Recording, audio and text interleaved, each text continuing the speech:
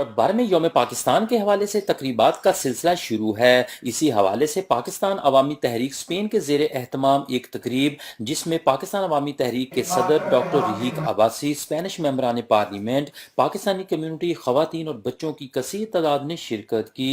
اس موقع پر اپنے خطاب میں ڈاکٹر رحیق عباسی نے کہا کہ پاکستان میں نظام کی تبدیلی دعاؤں سے نہیں آئے گی۔ یہ نظام تب آئے گا جب پوری دنیا میں رہنے والے پاکستانی مل کر پاکستان کے اس نظام کو تبدیل کرنے کی جدوجہد کریں گے۔ جبکہ ARY نیوز سے بات کرتے ہوئے ان کا کہنا تھا انشاءاللہ ہم پرامن تبدیلی لے کر آئیں گے، جمہوری تبدیلی لے کر آئیں گے، آئین کا شعور بیدار کرنے کی جدوجہد جاری رکھیں گے۔ پیٹ اسپین کی تقریب حلف برداری کے موقع پر ان کا کہنا تھا کہ چودھری محمد اقبال صدر پاکستان عوامی تحریک اسپین ہمارا قیمتی سرمایہ ہیں۔ چودھری اقبال صاحب پاکستان عوامی تحریک کا یہاں پر سرمایہ ہے۔ جبکہ منہاج مصالحتی کونسل کے صدر چودھری امانت مہر اور لوگوں کا کہنا تھا ہم نظام کی تبدیلی چاہتے ہیں، اس نظام کی تبدیلی جس میں ہر بندے کو اس کا حق ملے، اور انشاءاللہ تعالی ہم سب مل کر اس پاکستان کو بچائیں گے۔ جو بیرون ملک پاکستانی بسنے والے ہیں وہ کس طرح پاکستان کے لیے تڑپ رہے ہیں، اور وہ پاکستان جو علامہ اقبال اور قائد اعظم نے دیکھا تھا اپنی خواب میں۔ اگر حقیقی معنوں میں ہمیں وطن عزیز کو قائد اور اقبال کا پاکستان بنانا ہے